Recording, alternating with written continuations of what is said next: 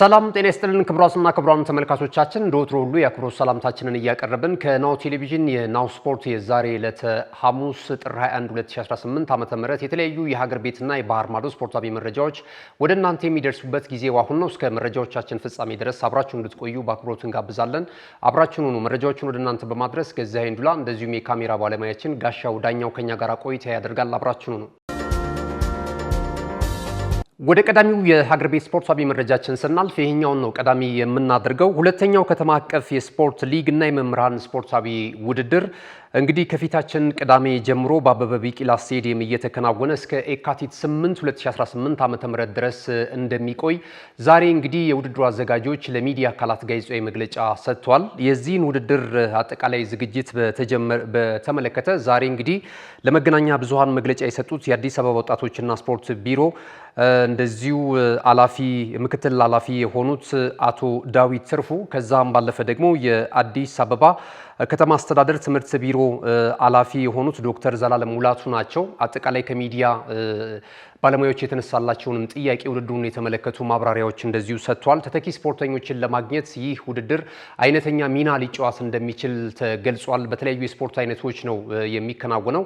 እንግዲህ ትምህርት ቤት የሁሉም ሙያ መፍለቂያ ነው የሚሆነው፣ የሙያዎች ሁሉ አባት ነው የሚባለውና ትምህርት ቤት የሚሞክሯቸው ነገሮች ናቸው ተማሪዎች ወደፊት በህይወታቸው ላይ እየተገበሩ ሀገርንም የሚቀይሩት አፍሪካንም ዓለምንም የሚቀይሩት ከትምህርት ቤት በመነሳት ነውና እንደዚህ አይነት ዝንባሌ የስፖርት ዝንባሌ ላላቸው ተማሪዎች ደግሞ አይነተኛ ሚና ይኖረዋል። ራሳቸውን ክህሎታቸውን አውጥቶ ለመጠቀም የተባለለትን መድረክ ነው የሚያከናውኑት። ለሁለተኛ ጊዜ ነው ይህ የውድድር መድረክ የሚከናወነው ተብሏል። በጥቅሉ በ11ዱም ክፍለ ከተሞች ያሉ ትምህርት ቤቶች ከመጀመሪያ ደረጃ ትምህርት ቤት አንስቶ እንደዚሁ እስከ ሁለተኛ ደረጃ ትምህርት ቤት ድረስ የሚወዳደሩበት ውድድር ይሆናል ተብሏል። ዛሬ በመድረኩ ላይ እንግዲህ ከዚህ የጋዜጣዊ መግለጫ ጎን ለጎን ደግሞ የተወዳዳሪ ትምህርት ቤቶች የዕጣ ማውጣት ስነ ስርዓት እንደዚሁ ተከናውኗል ማለት ነውና እውነቱን ለመዘገብ ከተገኙ በርካታ ሚዲያዎች መካከል አንደኛው ናሁ ስፖርት ነበረ። እንግዲህ ያገኘነው መረጃ እንደሚያመለክተው ከሆነ ቅዳሜ በአበበ ቢቂላ ስቴዲየም የተለያዩ ትርኢቶች ይቀርባሉ ተብሏል። እንደዚሁ በመክፈቻው ዕለት ደግሞ የሚደረጉ ጨዋታዎች አሉ። የቴጌ መነን አዳሪ ትምህርት ቤት ተማሪዎች ከበሻሌ ሁለተኛ ደረጃ ትምህርት ቤት ተማሪዎች ጋራ በሴቶች ማለት ነው የእግር ኳስ ጨዋታ አዝናኝ የእግር ኳስ ጨዋታ እንደሚያከናውኑ ተገልጿል። ከዛ ባለፈ የተለያዩ ኪነ ጥበባዊ ስራዎችም እንደዚሁ ለተመልካቹ በመክፈቻው ስነ ስርዓት ላይ ይቀርባል ተብሏል። ትልልቅ የስፖርቱ ባለሙያዎችና ትምህርት ላይ ያሉ ባለሙያዎች እንደዚሁ በክብር እንግድነት እንደሚታደሙም ነው የተገለጸው። በአጠቃላይ እንግዲህ ከአምስተኛ እስከ 8ኛ ክፍል በተለያዩ የስፖርት አይነቶች እንደሚካፈሉ ተነግሯል። በ9 የስፖርት አይነቶች ተብሏል። ከዛ ባለፈ ደግሞ እንደዚሁ ከ9ኛ ክፍል እስከ 12ኛ ክፍል ባሉ ተማሪዎች መካከል የሚደረገውን ውድድር ደግሞ 10 የስፖርት አይነቶች እንደሚኖሩበት ተገልጿል። በመምህራኖች መካከልም የሚደረግ ውድድር አለ። ይህ ውድድር ደግሞ በ7 የስፖርት አይነቶች እንደሚከናወን ነው ያገኘነው መረጃ የሚያመለክተው ማለት ነውና በጥቅሉ በዚህ የውድድር መድረክ ላይ ማንጸባረቅ የቻሉ ታለንቱ ያላቸው ስፖርተኞች በተለያዩ የስፖርት አይነት አሸናፊዎች የሜዳሊያ የእውቅናና እንደዚሁ የገንዘብ ሽልማት በስተመጨረሻ እንደሚበረከትላቸው ተነግሯል።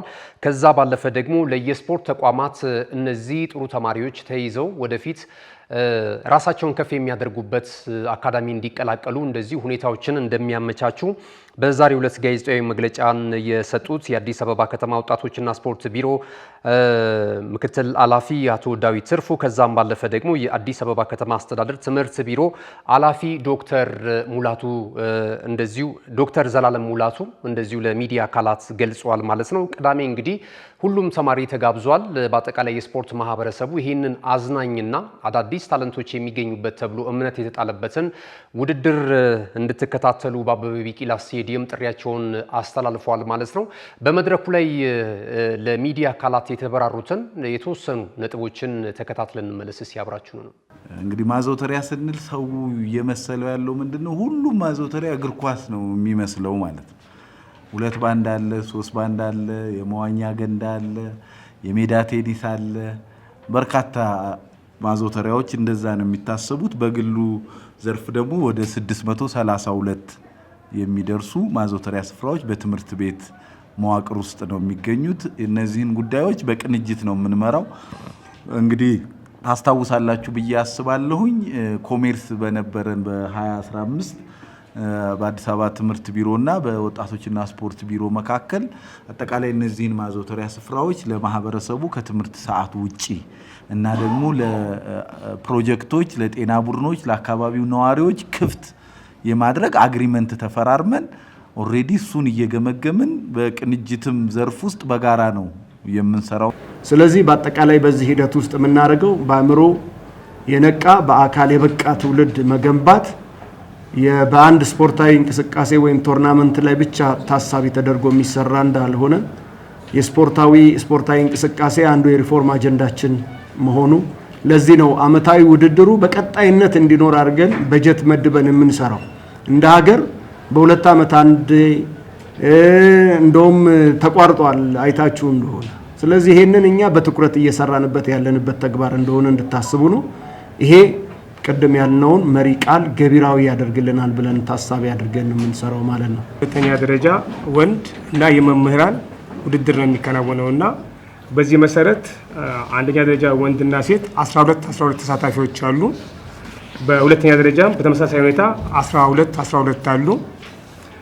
የመምህራን ደግሞ 13 ተሳታፊዎች አሉ ማለት ነውና እነዚህን በምድብ ሀ ለሐመር ውሃ ከፍለን በሶስት ምድብ አራት ነው የምናስቀምጣቸው ማለት ነውና አራት ካደረግን በኋላ ከየምድባቸው አንደኛ የወጡት እንዳለ ያልፉና የተሻለ ሁለተኛ የሚሆነው አራት ይሆናሉ። ከዛ ክሪስ አጫውተን ፋይናል ውድድር የምናካሄድ ነው የሚሆነውና ሀገር አቀፍ እንኳን የተማሪዎች ውድድር ከተቋረጠ ኦልሞስት አሁን 8-9 አመቱ ተመልሶ እየመጣ ነው ማለት ነው። እኛ ግን ሀገር አቀፍ ውድድሩን ሳንጠብቅ በከተማ ደረጃ በየአመቱ ይሄንን እያካሄድን ነው ማለት ነው። የሊግ ፎርማት አውርዷል ትምህርት ሚኒስቴር።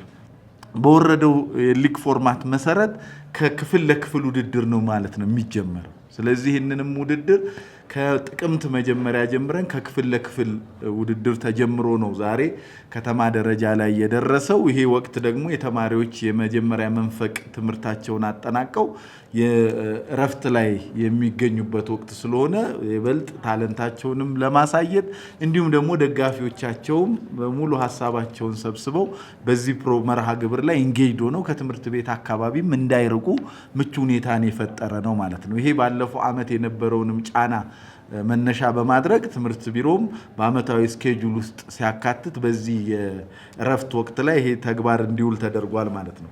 በቦል ጌሞች እንግዲህ ደረጃ ሁላችሁም በምታውቁት 4ቱ ቦል ጌሞች በትምህርት ቤት ደረጃ አሸናፊዎች ነው የተለዩት ማለት ነው። ይሄ የሊግ ፎርማቱ እሳቤ ነው።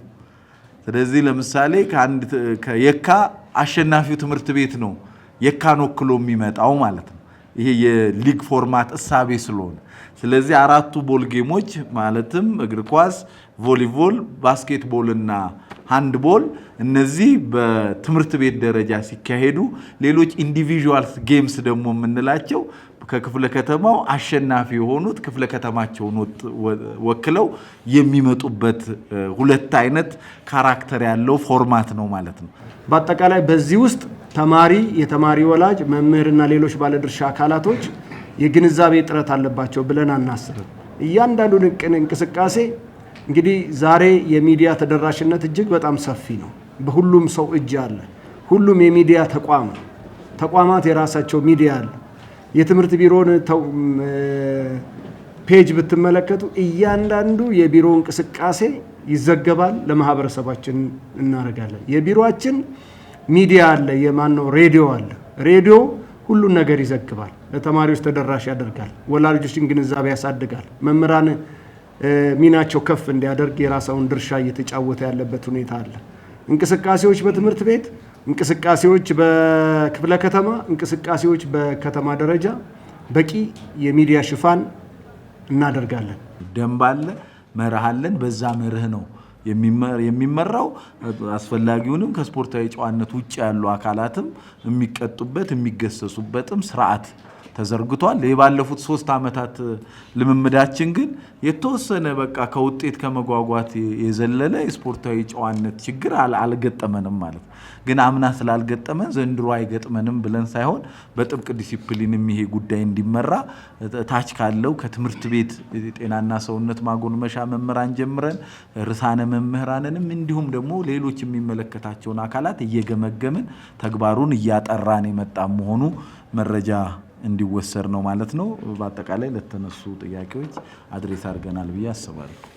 ክቡራትና ክቡራን ተመልካቾቻችን ይህ ናሁ ቴሌቪዥን ነው። ናሁ ስፖርትን እየተከታተላችሁ ትገኛላችሁ። ቀደም ሲል የሀገር ቤት ስፖርታዊ መረጃዎችን ወደ እናንተ አድርሰናል። ከዚህ ሰዓት ጀምረን ከባህር ማዶ የተለያዩ ምንጮች የተሰናዱ ስፖርታዊ መረጃዎችን ወደ እናንተ እያደረሰን ቆይታ የምናደርግ ነው የሚሆነው። የኢሮፓ ሊግ የውድድር መድረክ የመጀመሪያ ሊግ ፌስ የ8ኛ ዙር ጨዋታዎች ዛሬ በአውሮፓ የተለያዩ ከተማ ስቴዲየሞች ምሽት 5 ሰዓት ላይ በኩል ተመሳሳይ ጊዜ በሚከናወኑ 18 ጨዋታዎች ቀጥለው የሚከናወኑ ነው የሚሆነው። ትላንት እንግዲህ የአውሮፓ ቻምፒየንስ ሊግ የውድድር መድረክ ጨዋታዎችን ተመልክተናል። ብዙ አነጋጋሪ ጉዳዮችን የተመለከትንበት ነበር። ዛሬ ደግሞ በኢሮፓ ሊግ የተለያዩ እንደዚሁ አነጋጋሪ ክስተቶችን ሊያስመለክት እንደሚችል ቅድመ ግምት የተሰጣቸው ጨዋታዎችም እንደዚሁ አሉ ማለት ነውና ሁሉም ጨዋታዎች ምሽት 5 ሰዓት ላይ ይከናወናሉ። ይሄ ደግሞ የአውሮፓ እግር ኳስ ማህበር ይሄንን የሚያደርግበት ምክንያት አለ። በእነሱ ስታንዳርድ የሊግ ስታንዳርድ የሚሆን ሌሎች ጨዋታዎች ላይ የመላቀቅ ነገር ይኖራል ተብሎ አይጠበቅም። እንደውም ከአንዳንድ ጉዳዮች ጋር በተያያዘ ምናልባት ከውርርድ ጋር በነፍስ ወከፍ ተጫዋቾች አንዳንድ ተጫዋቾች እዚህ ስራ ላይ እንደሚሰማሩ ይታወቃልና ከዛ ባለፈ ግን በፕሮፌሽናል ደረጃ እንግዲህ እንደምንመለከተው በጣም ስፖርታዊ ጨዋነት የተላበሰ ፉክክርን የራስን አቅም መሰረት ያደረገ ውድድር ነው የሚያደርጉት። እንደውም እኛ ሀገር ብዙ መማር ያለብን ጉዳዮች ከነዚህ ጋር ተያይዘውን ማንሳት እንችላለንና ዛሬ ግን የሚደረጉት ያው አንደኛው ቡድን የአንደኛውን ነጥብ እንዳይጠብቅ ነው ፍትሃዊ ለማድረግ የውድድር መድረኩን የአውሮፓ እግር ኳስ ማህበር በዚህ መልኩ ልክ እንደ አውሮፓ ቻምፒየንስ ሊግ ሁሉ በኢሮፓ ሊጉም ዛሬ የሚደረጉትን ጨዋታዎች በተመሳሳይ ሰዓት እንዲደረጉ እንደዚሁ አዟል ማለት ነውና ዛሬ የሚደረጉትን ጨዋታዎች ስንመለከት የጀርመኑ ክለብ ስቱትጋርት እንደዚሁ ከያንግ ቦይስን በሜዳው ያስተናግዳል። የፖርቹጋሉ ክለብ ፖርቶ ከስኮትላንዱ ክለብ ሬንጀርስ ጋር የሚያደርጉት ጨዋታ ይጠበቃል። የፈረንሳዩ ክለብ ሊዮን በሜዳው ፓውክን ይገጥማል። ሊዮን እንግዲህ የደረጃ ሰንጠረዡን በቀዳሚነት እየመራ ነው የሚገኘው ልክ እንደ አስተን ቪላ ሁሉ በ18 ነጥቦች ማለት ነውና ይህንን አይተናል። ሚድላንድ ከዳይናሞ ዛግሬብ የሚያደርጉትም ጨዋታ ይጠበቃል። ኖቲንግሃም ፎረስት እንደዚሁ ከፍሬንክ ቫሮስ ጋር የሚያደርጉትም ጨዋታ አንደኛው መርሃ ግብር ነው። ሪያል ቤቲስ ከፌኖርድ እንደዚሁ ቴል አቪቭ ከቦሎኛ፣ አስተን ቪላ ደግሞ ከአርቢ ሳልዝበርግ፣ ፓናቲያኮስ ከሮማ ጋር የሚያደርጓቸው ጨዋታዎች ዛሬ በኢሮፓ ሊግ ከሚጠበቁ ጨዋታዎች መካከል አንደኛው ነው። ዛሬ እንግዲህ አጠቃላይ እስካሁን ድረስ በሰባቱ መርሃ ግብር የሰበሰቧቸው ነጥቦች ስንመለከት ሊዮን እና አስተን ቪላ እኩል 18 ነጥቦችን ይዘው በጎል ክፍያ በመበላለጥ አንደኛና ሁለተኛ ደረጃ ላይ ተቀምጠዋል። ወደ ቀጣዩ ዙር ማለፍ የቻሉበትንም ውጤት ባሳለፍነው ሳምንት ነው ማስመዝገብ የቻሉት እነዚህ ሁለት ቡድኖች ማለት ነው። ከዛ ባለፈ የጀርመኑ ክለብ ፍሬቡርግም እንደዚሁ በተመሳሳይ ጠንካራ ጉዞን በማድረግ ላይ ነው የሚገኘው። እሱም በተመሳሳይ ከ1 እስከ 8ኛ ደረጃን ይዞ የማጠናቀቅ እድሉ በጣም የሰፋ ነው። ሚድላንድ በ16 ነጥብ እንደዚሁም ፕራጋ፣ ሮማ፣ ፍሬንክ ቫሮስ እና ሪያል ቤቲስ ከአንደኛ እስከ 8ኛ ያለውን ደረጃ ይዘውታልና በኢሮፓ ሊግም ከፍተኛ ፉክክርን እያስመለከተ ይገኛል። ልክ እንደ አውሮፓ ቻምፒየንስ ሊግ ሁሉ ካለፈው ዓመት ጀምሮ እንግዲህ 36 ክለቦችን እያፋለመ ነው የሚገኘው በአዲስ የውድድር ፎርማት ማለት ነው። ዛሬ ምሽት የሚደረጉ ጨዋታዎችን የተመለከተው የመረጃ ሰዓታችን ይህንን ይመስላል። ስንመለስ አጫጭር ስፖርታዊ ጉዳዮችን ወደ እናንተ የምናደርስ ይሆናል። በተለይ ደግሞ ዝውውር መረጃዎችን መሰረት ያደረጉትን አዳዲስ መረጃዎች ወደ እናንተ እያደረስን ነው የምንዘልቀው። አሁንም ቆይታችሁን ከኛ ጋር እንድታደርጉ በድጋሚ እንጋብዛለን። እንደዚሁ መልእክቶች ይኖሩናል፣ እነሱን ተከታትለን እንመለስ። ካሽጎ በየትኛውም ዓለም ሆነው በማንኛውም ሰዓት ለወገኑ የሚደርሱበት ፈጣን የገንዘብ መላኪያ ተከፈተሎ። ማስተርና ቪዛ ካርዶን በመጠቀም ከ5 እስከ 20 ዶላር የሚልኩበት አዲስ የገንዘብ መላኪያ መንገድ። ካሽጎን ለየት የሚያደርገው የትኛውም የገንዘብ ዝውውር በፍጥነት አገልግሎት ከመስጠቱም ባሻገር ለማንኛውም አገልግሎት ምንም አይነት ክፍያ አለመጠየቁ ነው። በሀገራችን ታሪክ ገንዘብን ከውጪ ወደ ሀገር ቤት በማስተላለፍ በመተግበሪያ መልክ አገልግሎት መስጠት የጀመረው የመጀመሪያው ሀገር በቀል የገንዘብ መላኪያ ዘዴ ካሽጎ ከ4500 በላይ ባሉ የባንክ ቅርንጫፎች አገልግሎት እየሰጠ ይገኛል። ገንዘቦን በሰኮንዶች ልዩነት ውስጥ ሲፈልጉ በአካውንቶ ወይንም በእጆ ቆጥረው የሚወስዱበት ልዩ ዘዴ። በቅርቡ ሁሉንም ኢትዮጵያዊ ባለቤት ለማድረግ ጉዞ የጀመረው ካሽጎ ዛሬውኑ መተግበሪያውን በስልኮ ላይ በመጫን የአገልግሎቱ ተጠቃሚ ሆኑ። ፍጥነት መለያችን፣ ኢትዮጵያን መክፈቻችን፣ ካሽጎ ነው መላኪያችን። ካሽጎ የአዲሱ ትውልድ ብራንድ። በመጨረሻ አጫጭር ስፖርታዊ መረጃዎችን ወደ እናንተ እናደርሳለን። የጣሊያን ሴሪያን የወራ ጥር ምርጥ ተጫዋቾች እጩዎችን እናስቀድማለን። እንግዲህ የወራ ጥር በተለያዩ በየክለቦቻቸው ጥሩ እንቅስቃሴ ያደረጉ 4 እጩ ተጫዋቾች ሴሪያው ይፋ አድርጓል። በዚህም መሰረት ክሪስቶፊች ከአታላንታ እግር ኳስ ክለብ እጩ ውስጥ ከተካተቱ ተጫዋቾች መካከል አንደኛው ነው። ሌላኛው ደግሞ የኢንተር ሚላኑ እንደዚሁ የግራ መስመር ተመላላሹ ተጫዋች ፍሬድሪኮ ዲ ማርኪዮ በተመሳሳይ እንደዚሁ እጩ ውስጥ ገብቷል። ሎሬንዞ ዳቪድ ከዩቬንቱስ እንደዚሁ ደግሞ ሎሬንዞ ከጄኖዋ እግር ኳስ ክለብ በዚህ በወራ ጥር በተደረጉ ጨዋታዎች ላይ ጥሩ እንቅስቃሴ አድርገዋል በሚል በሴሪያው ታምኖባቸው እጩ የሆኑ ተጫዋቾች ናቸው ማለት ነው። እንግዲህ ሴሪያው በዚህም ዓመት ልክ እንዳምናው ሁሉ ከፍተኛ ፍክክርን እያስመለከተ ነው የሚገኘው። የስኩዴቲውን የዋንጫ ክብር ለማሳካት የሴሪያው ተሳታፊ ክለቦች በርከት ብለው ጠንካራ ፍክክር በማድረግ ላይ ነው የሚገኙት ማለት ነው። ሌላ እንግዲህ መረጃችን ደግሞ ስናልፍ የዝውውር መረጃዎችን ነው የምናገኘው። ወልቨርሃምፕተን ወንደረርስ በዚህ ዓመት እስካሁን ባለው የፕሪሚየር ሊጉ ጉዞ በጣም ደካማ የሚባለውን ጊዜ እያሳለፈ ነው የሚገኘው። 8 ነጥቦችን ሰብስቦ 20ኛ ደረጃ ላይ ተቀምጧል በሊጉ የደረጃ ሰንጠረዥ ማለት ነውና ከወዲሁ እንግዲህ ከክለቡ ጋር ላለመውረድ አማራጮቻቸውን እየፈለጉ ያሉ ተጫዋቾች አሉ፣ ወደ ሌላ ክለብ እያመሩ የሚገኙ ማለት ነው። ከነዚህ ተጫዋቾች መካከል ደግሞ እንደዚሁ ኖርዌያዊው የ25 ዓመቱ የፊት መስመር አጥቂ ስትራንድ ላርሰን ይገኛል። ወደ ደቡብ ለንደኑ ክለብ ክሪስታል ፓላስ ለማምራት ስለመስማማቱ እየተገለጸ ይገኛል። ንስሮቹ ወይም ደግሞ ክሪስታል ፓላሶች ለተጫዋቹ ዝውውር እስከ 50 ሚሊዮን ፓውንድ ድረስ ለማውጣት ስለመስማማታቸው ተነግሯል። ይህ ተጫዋች አምና በተለይ በወልቨርሃምፕተን ወንደረርስ ቤት በጣም ጥሩ እንቅስቃሴን ሲያደርግ የነበረ ተጫዋች እንደነበረና ሌሎች ከዚህ ክለብ በተሻለ መልኩ ተለቅ ያሉ ክለቦች ጥሩ ሲቪ ያላቸው ክለቦች ለማስፈረም ፍላጎት ማሳደራቸው የሚታወስ ነውና አሁን ላይ የክለቡ አያያዝ ያላማረው ይህ ተጫዋች ወደ ክሪስታል ፓላስ ለማምራት ስለመስማማቱ ተነግሯል። 50 ሚሊዮን ፓውንድ እንደዚሁ የደቡብ ለንደኑ ክለብ ክሪስታል ፓላስ ለተጫዋቹ ዝውውር ለማውጣት ተስማምቷል ተብሏል። አምና በነበረው እንቅስቃሴ 35 ጨዋታዎችን አድርጎ በሊጉ 18 ግቦች ላይ ቀጥተኛ ተሳትፎ ነበረው። 14 ጎል አስቆጥሮ 4 ለጎል የሆኑ ኳሶች እንደዚሁ ለቡድን አጋሮቹ አመቻችቶ ማቀበል ችሏል። ዘንድሮም 21 የሊግ ጨዋታዎችን እንደዚሁ አከናውኗል። ያስቆጠረው ጎል ግን 1 ብቻ ነው። ክሪስታል ፓላሶች ምናልባት በቅርብ ወደ ሌላ ክለብ ሊያመራ ይችላል ተብሎ ወይም ደግሞ የልቀቁኝ ጥያቄ ለቡድኑ ለክለቡ አመራሮች አቅርቧል የተባለው ፊሊፕ ማቴታ ተተኪ ለማድረግ ስለማቀዳቸው ነው እየተገለጸ የሚገኘው። የሴሪያው ክለቦች ደግሞ የዚህን ተጫዋች ፊርማ ለማግኘት ፍላጎት ማሳደራቸው የሚታወስ ነው። አስተን ቪላን በተመሳሳይ ተጫዋቹን ለማስፈረም እንደዚሁ ጥረት ሲያደርግ እንደነበረ የሚታወስ ነውና አሁን ላይ ግን ስታን ላርሰን ወደ ክሪስታል ፓላስ የማምራቱ ነገር እውን ሆኗል የሚሉ መረጃዎች በርከት ብለው እየተመለከተ እንገኛለን። ምናልባትም በሚቀጥሉት 48 ሰዓታት የተጫዋቹ ዝውውር ክሪስታል ፓላስ ይፋ ሊያደርገው እንደሚችል ነው እየተነገረ የሚገኘው ማለት ነው። ወደ ሌላ መረጃችን ስናልፍ ደግሞ እንደዚሁ የፍሪምፖንግ ጉዳት እናገኛለን። ፍሪምፖንግ የሊቨርፑሉ የመስመር ተጫዋች ይሄ ተጫዋች እንግዲህ ከባየር ሊቨርኩሰን ከመጣ በኋላ እዚህ ግባ የሚባል እንቅስቃሴ ያደረገ አይደለም የሚገኘው። በተለይ ጉዳት እንግዲህ ወደ ሊቨርፑል ከመጣ 4 ወራቶች ናቸው እንደምታውቁት። በክረምት የተጫዋቾች የዝውውር መስኮት ነው ቀዮቹን የተቀላቀለው። ነገር ግን 3ቱን ወራት ጉዳት ላይ ሆኖ ነው ያሳለፈውና ጉዳት እየተጫወተበት ይገኛል። የእግር ኳስ ክሎት እንዳለው የሚታወቅ ነው። ሊቨርፑልም ለዛ ነው ያመጣው። በተለይ ትሬንት አሌክሳንደር አርኖልድ ወደ ሪያል ማድሪድ ማቅናት ይህን ተጫዋች ለማምጣት እንደዚሁ ፍላጎት እንዳደረባቸው የሚታወስ ነውና አሁን ላይ ያለው እንቅስቃሴ ጉዳት እያስተናገደ ነው የሚገኘው። ትላንት በአውሮፓ ቻምፒየንስ ሊግ የውድድር መድረክ ጨዋታ አድርጓል። ከካራባክ ጋር ግማሽ ደርዘን ጎል አስቆጥረው 6-0 በሆነ ውጤት በሊቨርፑል አሸናፊነት በተጠናቀቀበት ጨዋታ ላይ ይሄ ተጫዋች ጉዳት አስተናግዶ ወጥቷልና ለሚቀጥለው 1 ወር ያህል ምናልባት እሱም በትንሹ ከጉዳቱ ለማገገም ጊዜ ያስፈልገዋል ተብሏልና በተደጋጋሚ ጉዳቶች እየጎበኙት የሚገኘው ይህ ተጫዋች እንግዲህ ቀጣይ ለቀዮቹ ግልጋሎት የማይሰጥ መሆኑ እየተነገረ ነው የሚገኘው ማለት ነው። ወደ ሌሎች ዝውውሮች ስናልፍ እንደዚሁ የማንቸስተር ዩናይትድን የዝውውር ጉዳይ እናገኛለን። ማንቸስተር ዩናይትድ የአማካኝ ስፍራ ተጫዋች ለማስፈረም ፍላጎት እያሳየ ነው የሚገኘው። ከዚህ ቀደምም የተለያዩ አሰልጣኝ ሮበን አሞሪም ስር እንደዚህ አይነት እንቅስቃሴዎች እንደነበሩ ይታወሳልና አሁን ላይ ደግሞ ማይክል ካሪክ አጀማመሩ ጥሩ መሆኑን ተከትሎ ምናልባት የነ ካርሎስ ባሌባንና የነ ሄሎይት አንደርሰንን ዝውውር ለማጠናቀቅ ጥረት እንደሚያደርጉ ተነግሯል ማለት ነው። ከሁለት አንዱ በዚህ በጥር የተጫዋቾች የዝውውር መስኮት ተጫዋቹን የማምጣት ፍላጎት አላቸው።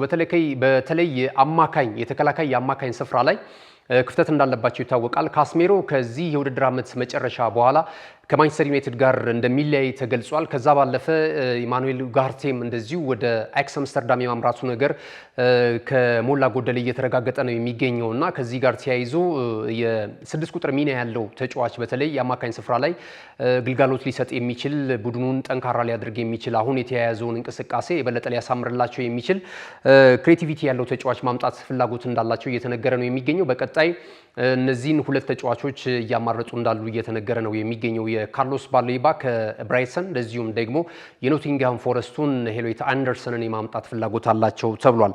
ወደ አርሰናል መረጃ ስናልፍ ደግሞ እንደዚሁ የፈረንሳይ ሊግ 1 ላይ የተሳተፈ የሚገኘው የስታድ ሬምሱን ተጫዋች ጄርሚ ጃኬትን ለማስፈረም ጥረት እያደረጉ ከሚገኙ ክለቦች መካከል አንደኛው የሰሜን ለንደኑ ክለብ አርሰናል መሆኑን የተለያዩ የመገናኛ ብዙሃን በመዘገብ ላይ ነው የሚገኙት። በእርግጥ ተጫዋቹ ከዚህ ቀደም ከአርሰናል ጋር በስፋት ስሙ ሲያያዝ እንደነበር ይታወሳልና አርሰናሎች አሁንም ሲሪየስሊ የዚህን የዝውውር ሁኔታ ተቀላቅለው እየመሩት እንዳሉ ነው እየተነገረ የሚገኘውና ምናልባት በቀሩት ቀናቶች አርሰናል ይህን ተጫዋች የማስፈረም ስራውን የበለጠ እንደሚሰራ ነው እየተነገረ የሚገኘው ማለት ነው። ከአርሰናል በተጨማሪ ግን ሌሎችም ክለቦች ይህንን የ20 ዓመት ፈረንሳዊ ተጫዋች የማስፈረም ፍላጎታቸው ከፍተኛ ነው ተብሏልና መዳረሻው የት ሊሆን ይችላል? በሚቀጥሉት ቀናቶች እልባት ሊያገኝ ከሚችሉ የዝውውር ወሬዎች መካከል አንደኛው ሆኗል የሚሉ መገናኛ ብዙሃኖች በስፋት ወሬውን እያሰራጩት ነው የሚገኘው። ካሽጎ በየትኛውም ዓለም ሆነው በማንኛውም ሰዓት ለወገኑ የሚደርሱበት ፈጣን የገንዘብ መላኪያ ተከፈተሎ። ማስተርና ቪዛ ካርዶን በመጠቀም ከ5 እስከ 20 ዶላር የሚልኩበት አዲስ የገንዘብ መላኪያ መንገድ። ካሽጎን ለየት የሚያደርገው የትኛውም የገንዘብ ዝውውር በፍጥነት አገልግሎት ከመስጠቱም ባሻገር ለማንኛውም አገልግሎት ምንም አይነት ክፍያ አለመጠየቁ ነው። በሀገራችን ታሪክ ገንዘብን ከውጪ ወደ ሀገር ቤት በማስተላለፍ በመተግበሪያ መልክ አገልግሎት መስጠት የጀመረው የመጀመሪያው ሀገር በቀል የገንዘብ መላኪያ ዘዴ ካሽጎ ከ4500 በላይ ባሉ የባንክ ቅርንጫፎች አገልግሎት እየሰጠ ይገኛል።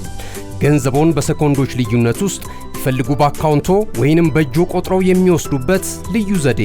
በቅርቡ ሁሉንም ኢትዮጵያዊ ባለቤት ለማድረግ ጉዞ የጀመረው ካሽጎ ዛሬውኑ መተግበሪያውን በስልኮ ላይ በመጫን የአገልግሎቱ ተጠቃሚ ሆኑ። ፍጥነት መለያችን፣ ኢትዮጵያን መክፈቻችን፣ ካሽጎ ነው መላኪያችን። ካሽጎ የአዲሱ ትውልድ ብራንድ።